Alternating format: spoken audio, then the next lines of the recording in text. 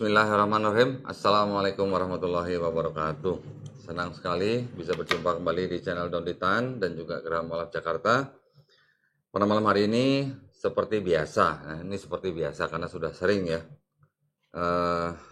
Saya kedatangan seorang tamu, seorang anak muda, bener-bener masih muda gitu ya.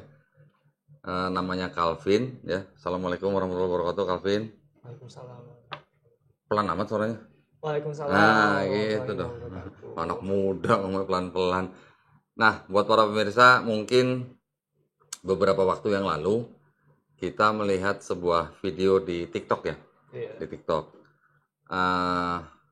Seorang ukti ya. Ukti membuat video di TikTok yang memberitakan bahwa ada orang yang mau bersyahadat di Masjid Istiqlal Jakarta ya. Waktu itu dikatakan bahwa tidak bisa langsung bersyahadat pada hari itu, gitu ya. Sebabnya kenapa? Mungkin para pemirsa sudah tahu. Nah, ternyata orang itu adalah ini nih yang mau bersyahadat di Istiqlal nih. Bener? Betul. Bener ya? Confirm ya? Iya. Yang bikin video itu siapa namanya? Yang bikin video namanya Ana. Ana. Iya. Itu temen apa saudara? Saudara jauh. Saudara jauh. Iya. Tapi nggak saudara gitu. Nggak saudara. Oke. Saudara dari mama, dari papa? Dari mama. Dari mama. Iya. Oh, jadi waktu itu Calvin ke Istiqlal memang mau bersyahadat ditemenin oleh Ana ini. Iya. Oke. Nah, terus waktu itu kan ya karena mungkin ada kesalahpahaman ya. Ini kita justru bikin video ini kita ingin mengklarifikasi juga sekalian ini Calvin ini kan karena belum bersyahadat di Istiqlal, akhirnya Calvin datang menghubungi saya melalui Ana ya. Iya. Malah Ana yang ngasih tahu nomor handphone saya. Iya. Oh gitu ya. Masya Allah. Jadi malam ini Calvin datang ke sini maksudnya ingin apa mau bersyahadat gitu. Iya. Oke. Tapi sebelumnya mungkin kita mau klarifikasi dulu ya dengan video yang di TikTok itu ya supaya tidak ada kesalahpahaman juga antara video itu dengan yang dipahami oleh masyarakat. Dan juga yang saya dengar dari Calvin bahwa Calvin dan Ana malah sudah dipanggil oleh pihak Istiqlal. Iya, betul ya? Betul. Untuk klarifikasi. Iya. Menjelaskan. Iya, menjelaskan. Ada kesalahpahaman. Iya, Nah, betul. boleh nggak ceritain sedikit? Ceritanya gimana waktu itu? Pas pertama datang. Jadi pas pertama datang itu kan rencananya memang mau bersyahadat di Masjid Istiqlal kan. Nah, pada satu tuh hari Sabtu. Hari Sabtu kita datang ke satpamnya, minta izin mau bersyahadat. Terus kata satpamnya tidak melayani syahadat di hari Sabtu dan diminta bawa persyaratannya fotokopi KK, KTP, surat baptis, surat jalan RT. Surat jalan? Iya, surat jalan RT. Surat keterangan kali? Bilangnya surat jalan. Oh, bilang surat jalan. Iya.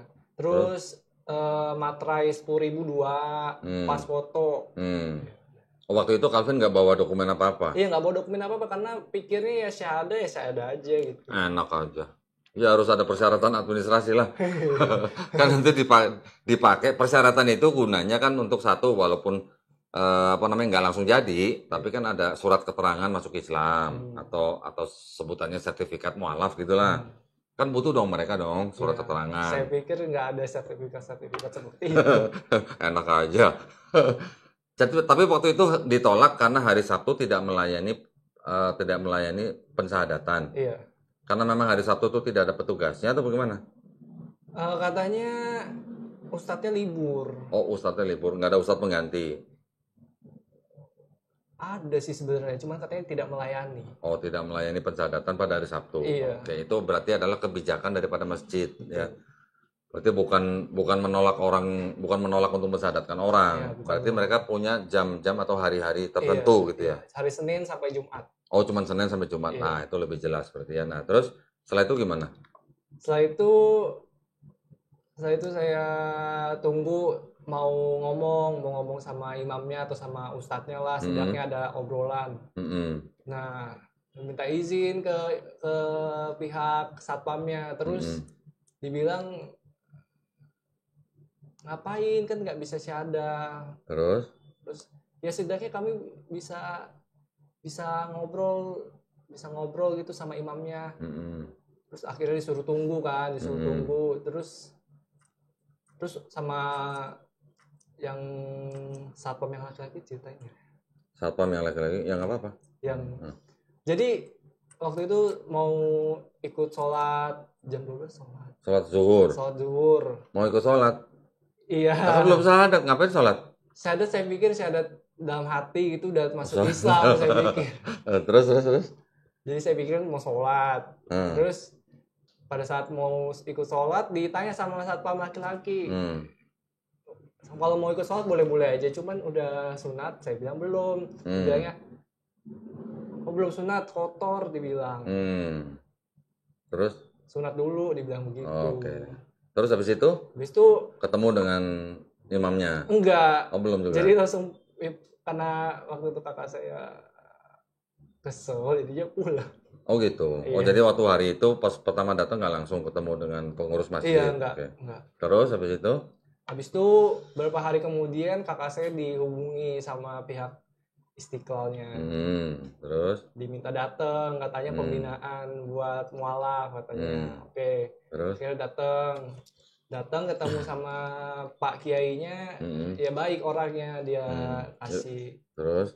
Dijelasin, maksudnya kalau emang nggak ada pelayanan hari Sabtu, hari Minggu, harus bawa persyaratan, emang itu prosedurnya. Terus setelah itu dilayani dalam artian dikasih keliling masjid, tour gitu. Ya tour. Terus? Gitu. Terus dia dimintain video klarifikasi. Oh gitu. Oh terus jadi siapa Mbak Ana bikin lagi video klarifikasi. Iya. Oke, mungkin sebelum kita minta siapa Calvin untuk menunjukkan videonya, mungkin gini ya,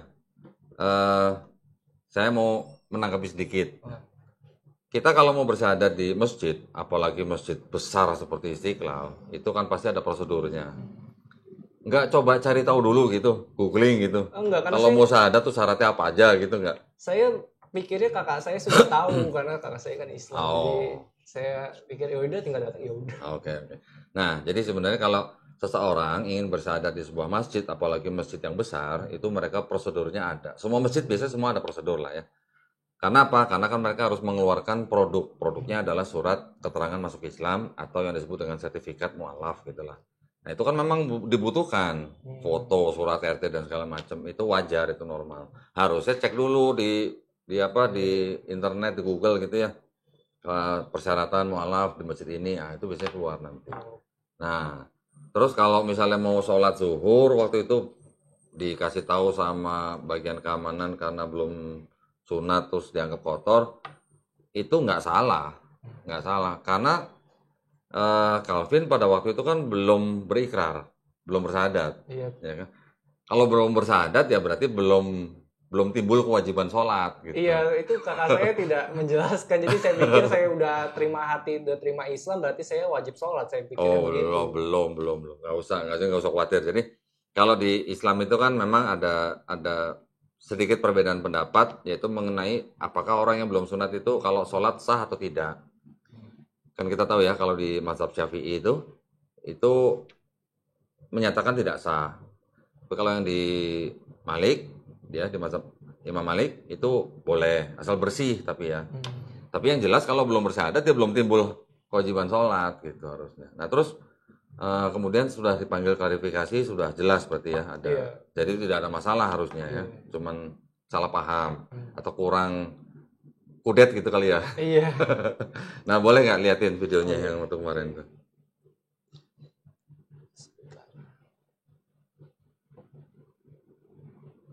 Yang pertama dulu atau? Ya yang pertama dulu. Pertama dulu ya.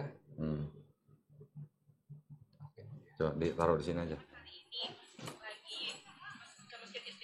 Mau bantuin saudaraku, katanya pengen syahadat, cuma syahadat aja mualaf. Nah terus dibilang pas kita mau masuk dibilang udah sunat belum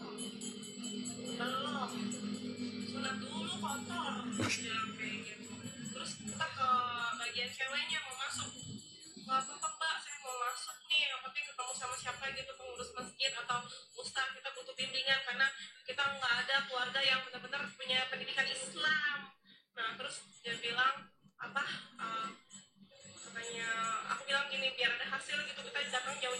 siapa mahal. Dia bilang iya sama aja kok, semuanya juga kayak gitu, dia bilang kayak gitu. Iya banget. Siapa lagi deh jadi kecewa keluarga saudara Kuciwa. minta satu katanya mau syahadat aja dipersulit di Indonesia sistemnya ini. Nah, hari ini. Oke, terus yang kedua bukan dipersulit, Iya. ada prosedur. Iya, ini yang kedua. Ini klarifikasinya berarti ya? Iya. Oke, coba. Kemarin video aku tuh sempat viral ya, kok gue gak nyangka banget bisa sampai seviral itu. Bagi pihak-pihak yang merasa tersinggung dengan cara penyampaian aku minta maaf banget ya, karena kondisinya kemarin itu lagi puasa, terus lagi sakit kepala banget sakit kepala, nggak tahu tuh kalau apa belum dicek juga kan. Waktu hari pertama aku sakit udah ditambah lagi aku super. Aku benar-benar minta maaf dengan semuanya, warga netizen, pihak pengurus masjid, semuanya yang pernah aku tanyain juga.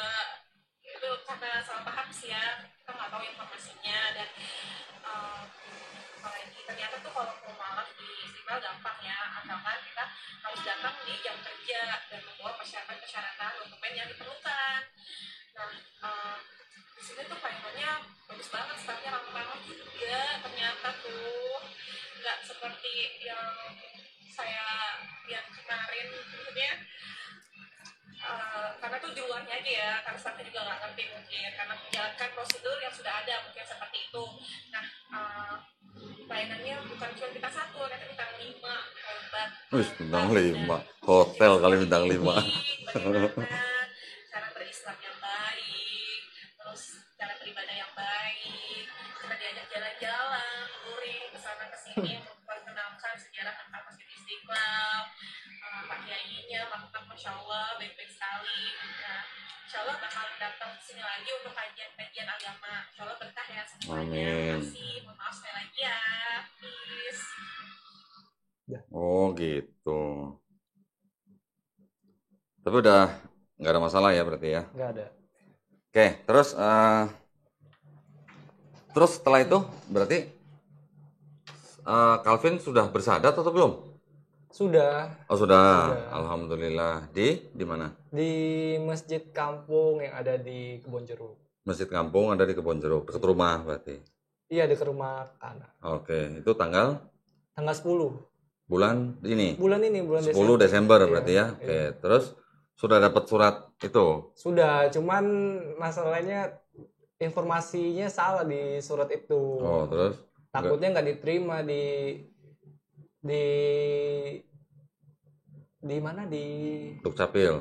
Iya, untuk mengganti KTP dan lain-lain. KTP-nya boleh lihat nggak? KTP-nya bawa nggak KTP-nya? Ada di atas. Oh boleh coba. Bentar ya.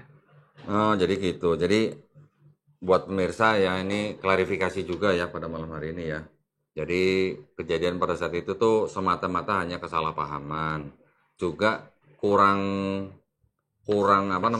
informasinya daripada pihak Calvin yang mau bersyahadat pada hari itu, dimana di setiap masjid lah setahu saya pasti dimintain lah ya surat-surat atau dokumen-dokumen yang dibutuhkan untuk bersyahadat gitu ya. Itu wajar banget karena itu kan bagian daripada prosedur ya. Oke, ini di sini. Loh, ini kok Buddha? Oh, memang sebelumnya Buddha? Iya, cuman sempat Kristen juga. Sempat Kristen? Iya. Berapa lama? Kristen 5 tahun. Oh, 5 tahun, lama juga. Gereja apa? Nama gerejanya Overcomer. Overcomer? Iya. Overcomer itu apa? Pantai Costa atau? Saya kurang tahu ya aliran-aliran itu ya.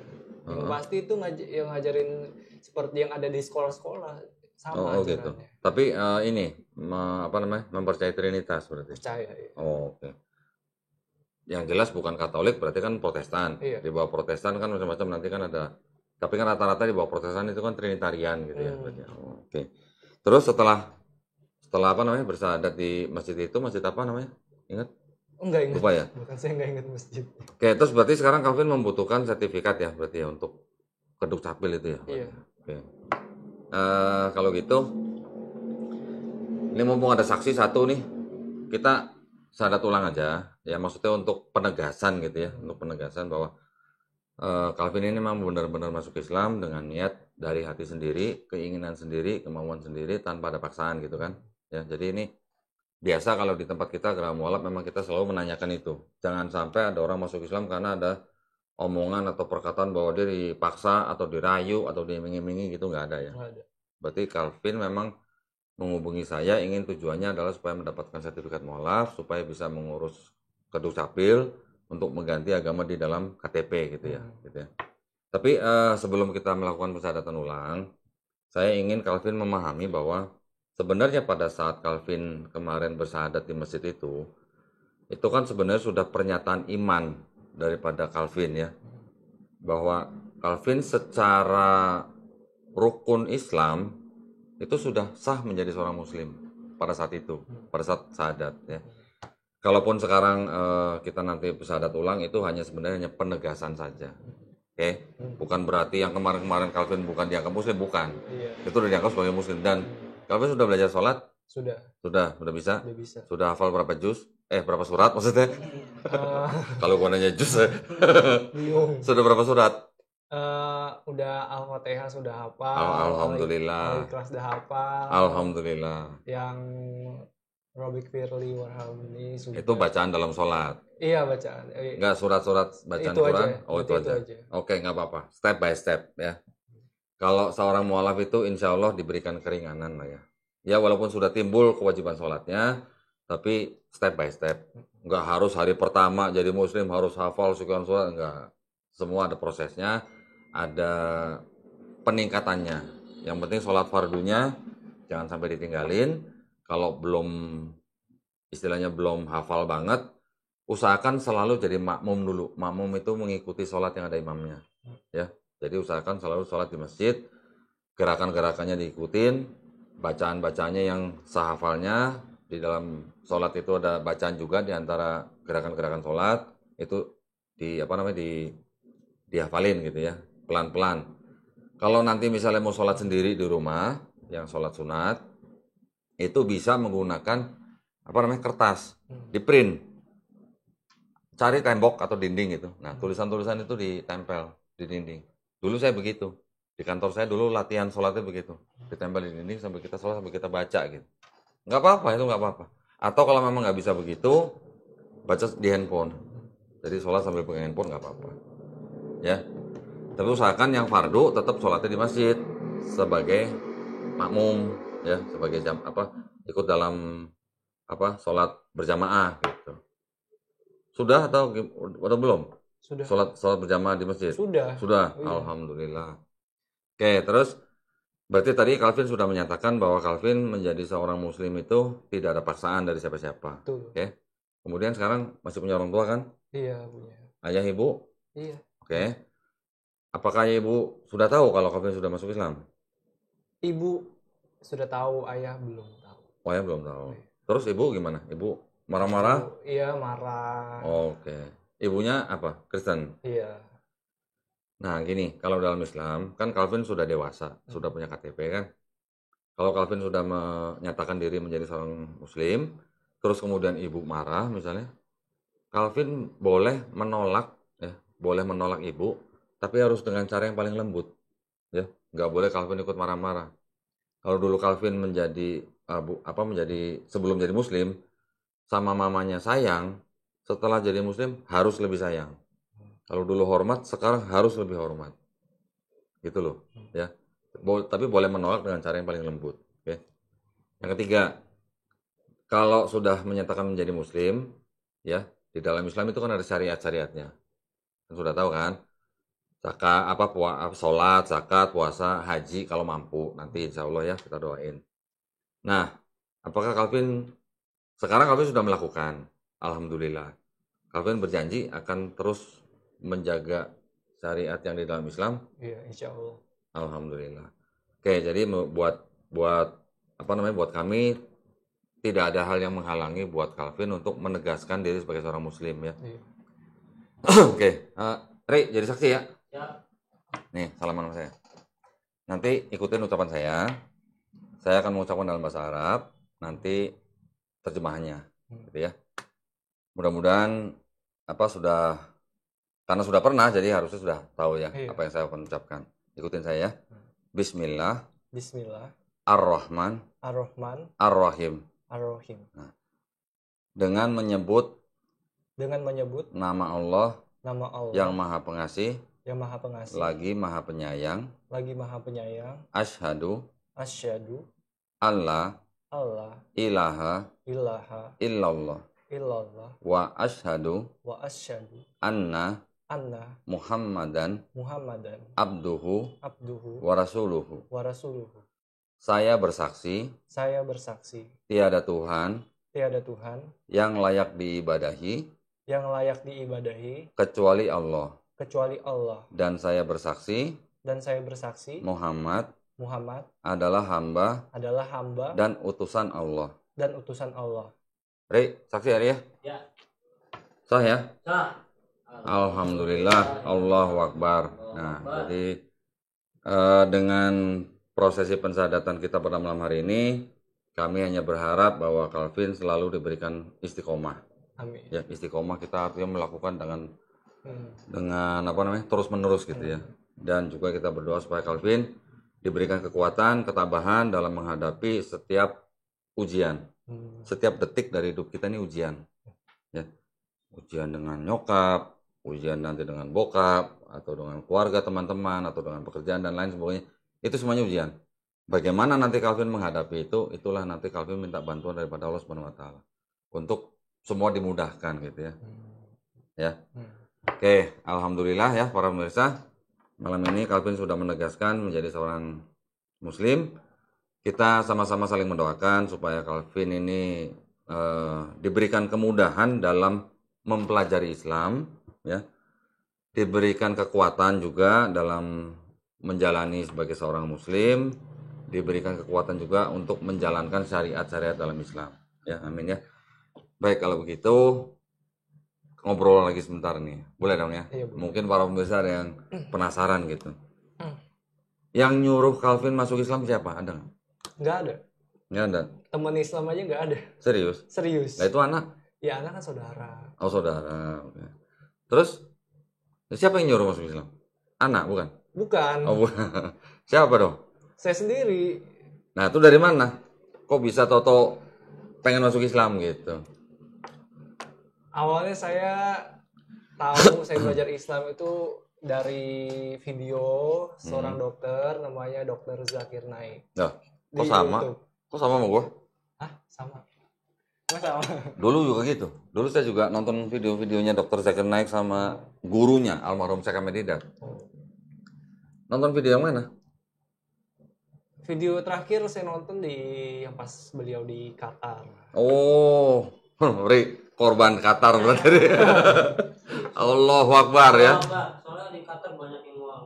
Itu ribuan loh yang masuk Islam loh, gara-gara Piala Dunia di Qatar loh. Masya Allah loh. Nah, bahkan Dokter Zakir Naik memang sengaja diundang ke Qatar selama Piala Dunia untuk berceramah kan ya, betul ya? Dan itu yang masuk Islam bukan 1-2 loh.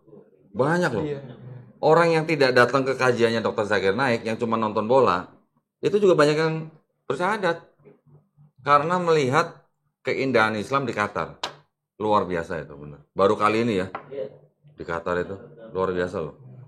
Berarti setelah menonton video ceramahnya Dokter Zakir Naik di Qatar, terus jadi pengen masuk Islam? Iya, sebenarnya udah nonton video Zakir Naik sebelum itu udah berapa? 10-11 bulan sudah nonton. Oh, sebelumnya Iya. dulu udah pernah nonton. Iya. Tapi Cuman yang membuat saya akhirnya berani masuk Islam itu video yang di Qatar. Cuma sebelumnya saya udah tahu, sebelum video Qatar itu saya udah tahu, udah tahu Islam itu agama kebenaran, Islam itu agama yang paling benar. Tapi saya belum berani. yang paling benar bukan yang paling benar. Yang benar. Yang benar. Iya, yang benar. Karena Terus? yang benar cuma satu. Terus? Terus saya belum berani buat melangkah buat menjadi muslim karena saya masih memikirkan gimana saya nanti dengan orang tua, dengan teman, dengan kerabat, gimana.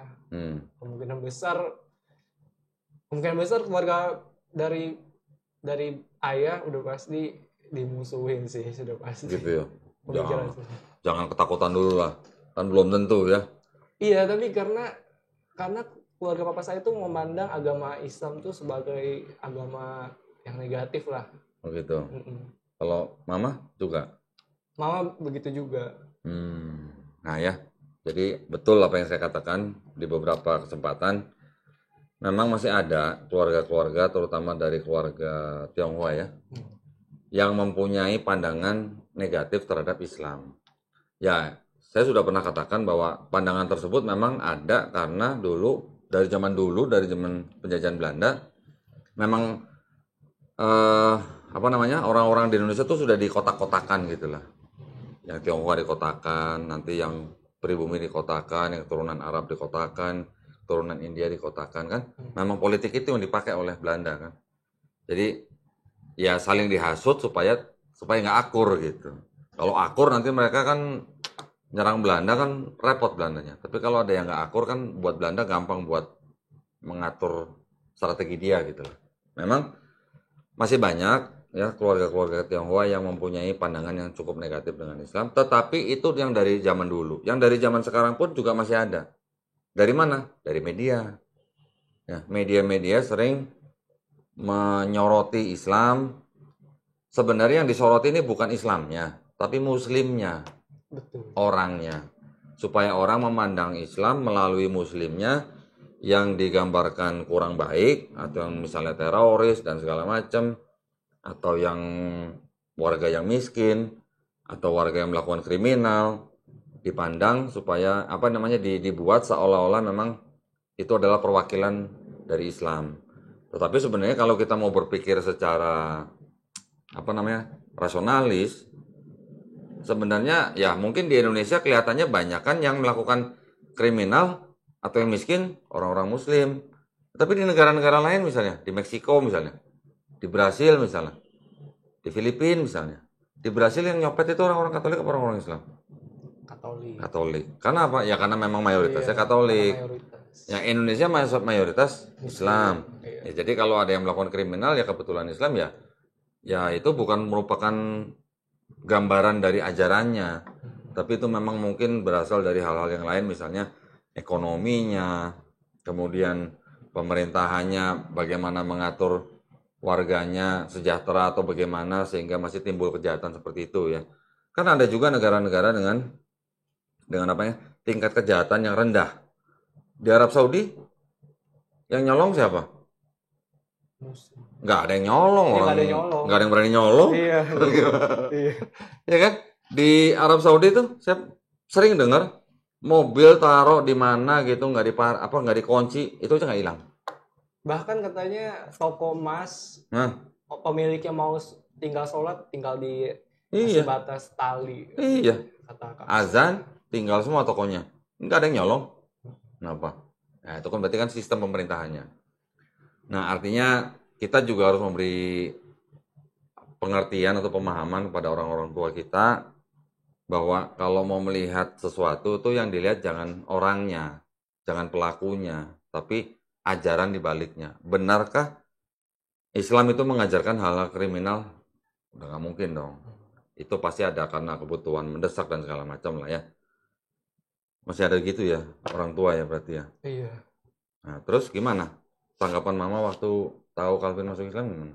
Iya, dia bilang agama Islam itu agama aneh, agama nggak bener, dukun. Orang Islam tuh dukun. Orang Islam dukun. Banyak yang dukun gitu. Oh banyak yang ke dukun. Iya. Sama banyak yang jadi dukun. Emang orang agama lain nggak ada yang dukun ya? Sebenarnya ada, cuman kan karena kebetulan mayoritas Islam, jadi banyaknya Islam. Nah, ya. Ini ada orang di luar Islam yang memandang bahwa orang Islam banyak yang dukun. Bukan saya ngomong nih, dia ngomong. Berarti itu kan mewakili suara kelompok tertentu kan? Nah, buat teman-teman pemirsa mungkin ya yang pernah ke dukun gitu ya. Nih ada yang ngomong begini, tapi intinya gini, di semua agama itu ada dukun, ya nggak di Islam, di Kristen itu ada dukun. Saya juga dulu tahu ada dukun, yang Kristen juga saya tahu, ya bukan saya yang ke dukunnya, tapi saya tahu gitu. Artinya di dalam Islam itu sangat-sangat diharamkan kalau kita ke dukun. Sebenarnya ajarannya nih, Bahkan kalau kita datang ke seorang dukun, terus kita percaya dengan omongannya dia, sholat kita selama 40 hari nggak diterima, coba tuh bayangannya, ancamannya. Gimana dong? Berarti boleh kan kita ke dukun sebenarnya? Nggak boleh. Nggak boleh, nah itu. Ya, jadi pandangan seperti itu kita juga harus jelaskan ke orang tuanya Calvin. Iya. Bilangin, mah di Islam itu begini. Kalau ke dukun, percaya omongan dukun, 40 hari sholatnya nggak diterima mah, gitu loh. Ya, musyrik saya Musyrik, bilang. iya. Saya bilang sama Mas. Nah, kita harus kasih pandangan, tapi harus dengan cara yang paling lembut. Itu apalagi nyokap ngomong? Dia nyokap bilang lu nggak mikir panjang, nanti misalnya orang tua lu meninggal, ntar lu gimana doainnya gitu. Gimana? Nah, jelasin dengan baik. Di dalam Islam itu kita punya orang tua, ya kalau misalnya yang beda keyakinan, meninggal ya di dalam Islam bagaimana? Pelajarin. Banyak yang harus bisa dipelajarin oleh Calvin. Tadi waktu Calvin datang ke sini juga kita sholat bareng tadi ya. Iya. Kita harus kasih pengajaran buat orang seperti Calvin ini supaya bisa ngikutin dengan cepat gitu. Tadi kan sempat sholat di masjid seberang ya? Iya. Terus ditepok orang bingung, Ri. Iya. Ya karena memang belum tahu kan. Pertama kali kaget aku. Ya nggak masalah, itu semua pengalaman. Masih mending gitu. Ditepok kaget. Ada teman saya, mualaf, lagi sholat sendiri, ditepok orang dari belakang. Lu ngajakin berantem gitu.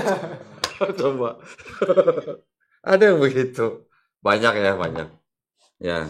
Terus waktu nonton video yang Zakir Naik yang dia ceramah di Qatar itu, poin apa yang bikin Calvin yakin bahwa Islam itu agama yang benar?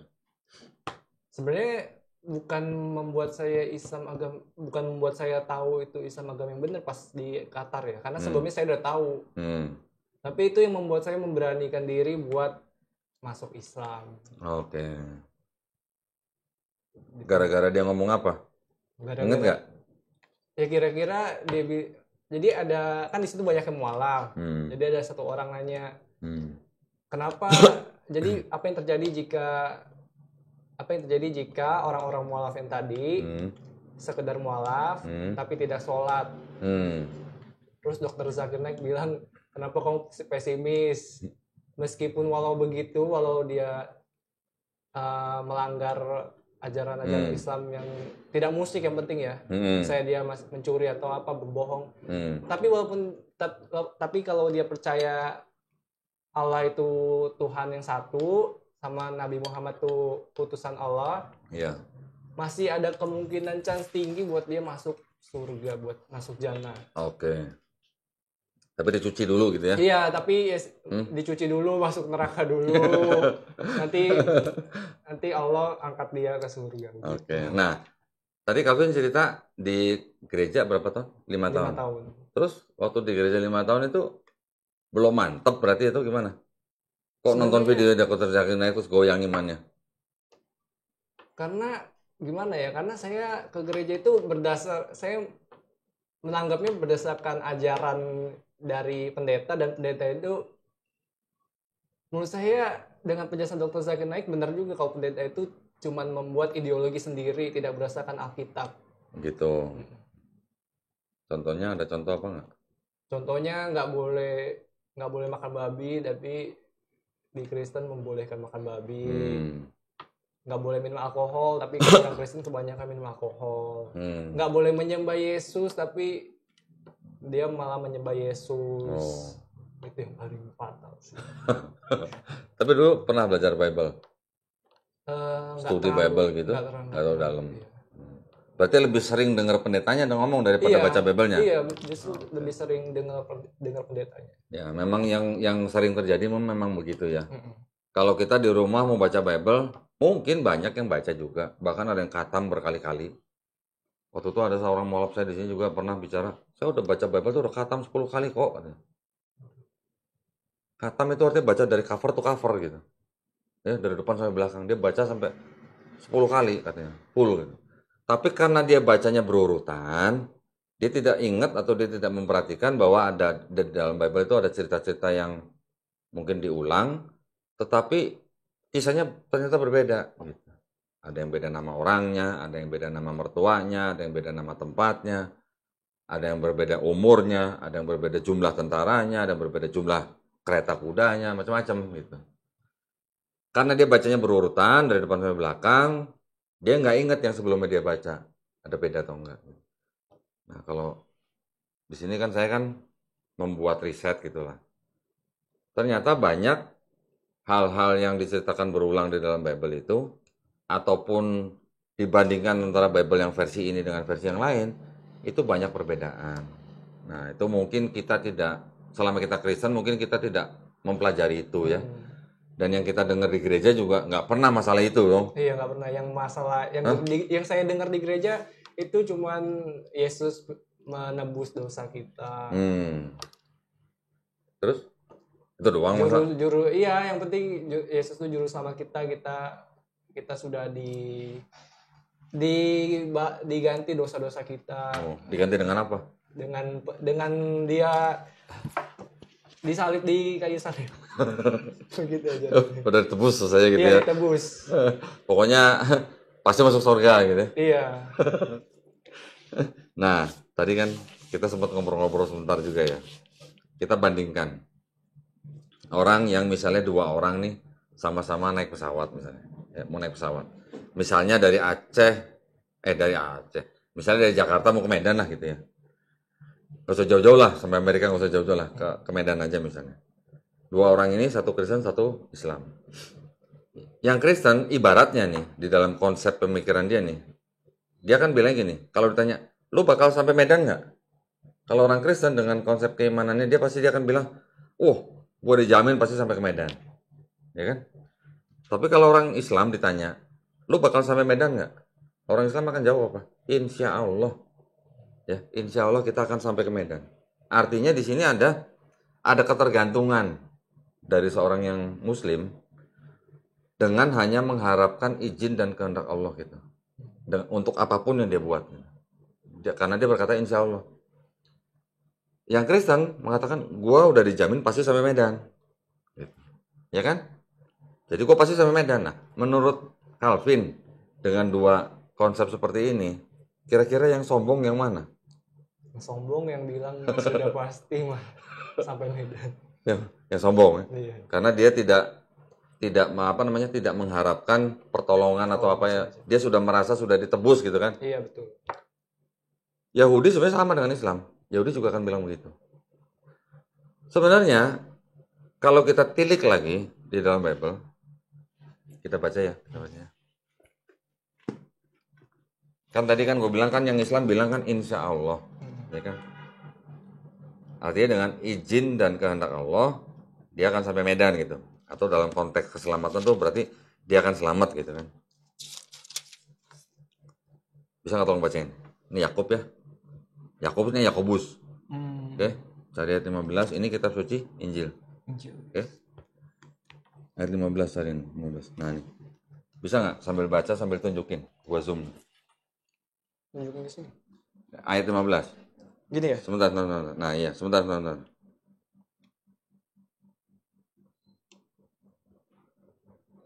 Sebentar.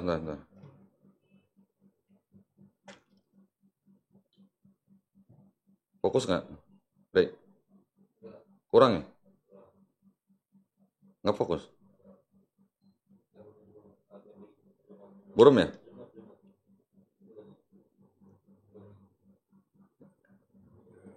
Nggak fokus ya? Oke lah, nanti kita tunjukin. Coba dibaca ayat 15.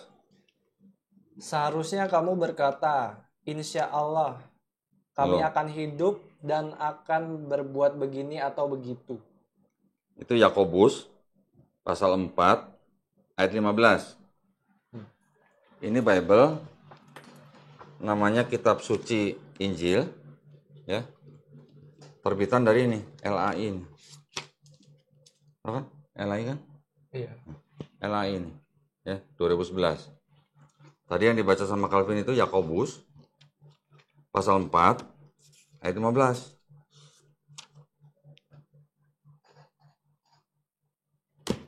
Kita perlihatkan ke pemirsa ya.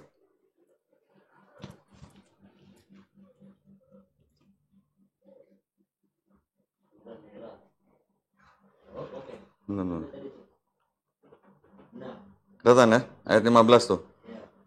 Seharusnya kamu berkata, insya Allah kami akan hidup dan akan berbuat begini atau begitu. Tuh.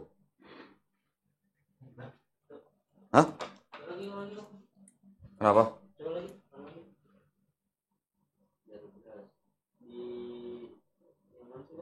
Ayat 15. Oh iya, 16, 17, 16, 14. Oh iya, 15 harusnya kamu berkata insya Allah ya. Nah ya. Pernah dengar nggak ada pendeta ngomong, kita agamanya bukan agama insya Allah gitu katanya. Ada yang ngomong begitu? Pendeta tuh, senior. Pendeta senior. Ada ya. Ini Bible loh nih, resmi loh nih, LAI loh. Memang kalau di versi yang terjemahan baru, kata insya Allah-nya sudah diganti, jika Tuhan menghendaki. Kan sama aja artinya kan dengan insya Allah kan? Bahasa Arab. Bahasa Arabnya gitu. Nah jadi, kalau di Bible-nya tuh ada kata insya Allah, untuk kalau kita mau begini dan begitu, berbuat ini dan itu, artinya kan berarti kan, kita mau ngapa-ngapain kan berarti kan mengharapkan izin Allah dong berarti dong. Nah, tetapi doktrin gerejanya kenapa jadi, kita pasti selamat, kita udah ditebus gitu. Gitu kan? Iya. Gimana dong? Untung udah malap. Waduh. Alhamdulillah. Alhamdulillah ya. Terus udah sunat belum? Belum. Oh belum. Tenang ya. Kita nanti antar ke dokter Encep ya. Betul kan? Alhamdulillah. Nanti bentar lagi ya kita sunatin. Jangan mikirin biaya, pokoknya sunat duluan gitu pokoknya. Oke, kalau udah sunat berarti udah sebenarnya udah tinggal menjalankan syariat Islam aja. Gitu. Di Bible Yesus sunat nggak? Sunat. Dulu kenapa nggak sunat waktu Kristen? Tidak ada yang memberitahu. Tidak pernah ada yang memerintahkan gitu. Iya. Sebenarnya dulu pas kecil disuruh sama ayah. Cuman ya sekedar suruh-suruh aja, berani kan enggak, ya udah gitu. Oh gitu. Kenapa di Suramanya? Mau ngikutin Yesus atau mau ngikutin atau mau apa? Sekedar kesehatan mungkin ya waktu Kesehatan. Padahal di Bible Yesusnya sunat ya? Iya. Di Bible Yesus puasa nggak? Puasa. Dulu waktu Kristen puasa nggak? Disuruh puasa sehari karena ada. Sehari. Iya karena ada acara di gereja katanya supaya bisa melancarkan acara itu jemaat diminta berpuasa. Ya berpuasa sehari. Yesus doanya gimana? Sujud nggak? Sujud. Sujud. Dulu waktu Kristen doanya gimana? Berdiri loncat-loncat nyanyi. Loncat-loncat. Tangan di atas. Iya, tangan di atas. Apa? Tepuk tangan. Iya, tepuk tangan. Kenapa nggak sujud kayak Yesus gitu? Ya? Saya hanya ikut-ikutan, nggak ada yang ngajarin. Di Bible, Yesus matinya diapain? Dikafanin apa dimasukin peti? Dikafanin. Dikafanin. Dulu tuh Kristen, orang Kristen kenapa matinya nggak dikafanin? Berarti apa? Berarti kalau begitu, berarti kan apakah Kristen ini pengikut Yesus atau penyembah Yesus? Penyembah Yesus tapi tidak mengikuti Yesus. Sekarang umat beragama apa yang nggak makan babi? Yang nggak makan babi? Muslim. Islam kan? Iya, Islam. Umat beragama apa yang matinya dikafanin? Islam. Umat beragama apa yang doanya sujud? Islam. Umat beragama apa yang puasa? Islam. Berarti Muslim atau Islam itu sebenarnya Muslim ya, Muslim orangnya nih sebenarnya pengikut Yesus dibandingin sama Kristen. Ini yang ngikutin Yesus ini Muslim atau Kristen gitu. Kalau dibilang ngikutin sebenarnya Muslim. Nah, gitu. Cuman Muslim tidak menyembah Yesus. Itu yang paling benar. Kita mengikuti gitu kan. Jadi kan kalau kita lihat ya agak lebih detail ya, syariat yang dibawa oleh Nabi Muhammad SAW yang berasal daripada Allah Subhanahu Wa Taala melalui Quran ya dan Sunnah Nabi. Kalau diperhatiin kan sebenarnya kan mirip-mirip nih dengan Yesus. Nanti kalau kita mundur lagi mirip dengan Nabi Daud, Nabi Sulaiman. Mundur-mundur lagi mirip dengan Nabi Musa. ada kemiripan gitu loh.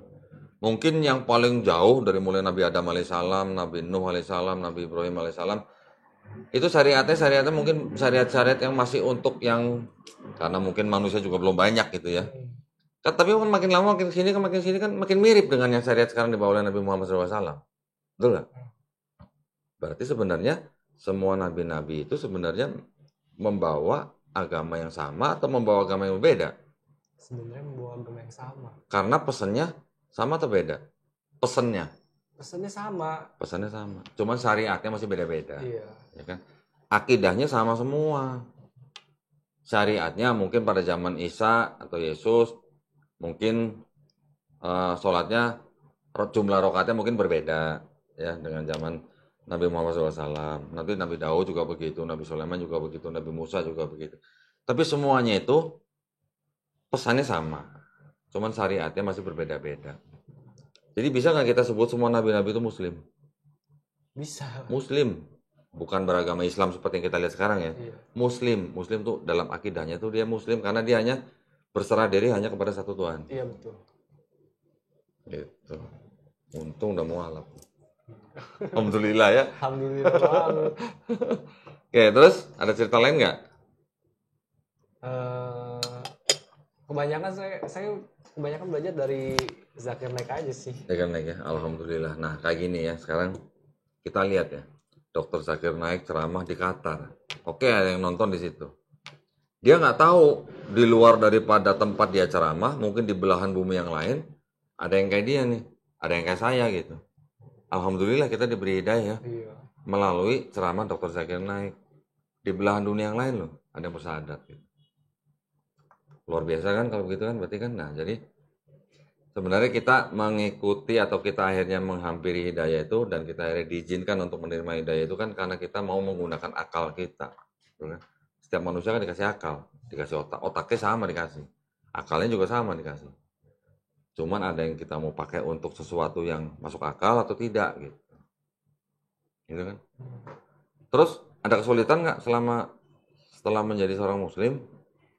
Paling kesulitan apa nih? Ya kesulitan dalam menjalankan misalnya sholat atau apa. Ini kan nanti kan iya. nggak lama lah ya, berapa bulan sih? 1, 2, 3 bulan lagi Ramadan kita ya.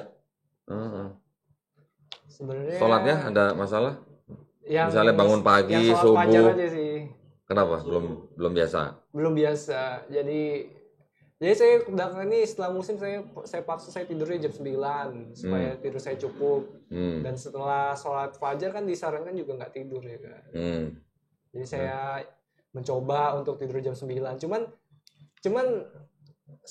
Cuman beberapa saat itu suka kelewatan, ketiduran. Jadinya harus dikodok.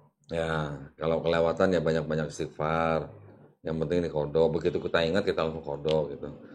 Yang penting banyak-banyak istighfar gitu ya. Nabi juga pernah kok kelewat.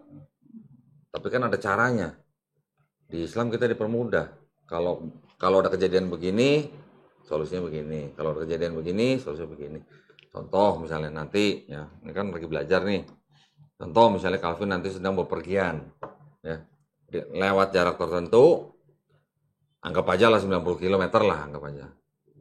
Ada yang bilang 89, ada yang 90 kilo.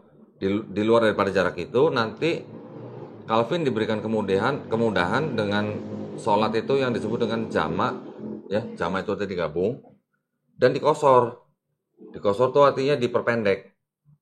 Yang bisa dijamak itu hanya sholat zuhur dan asar, serta dengan sholat maghrib dan isya. Nah itu bisa digabung. Jadi misalnya kalau zuhur dan asar itu kan masing-masing 4 rakaat.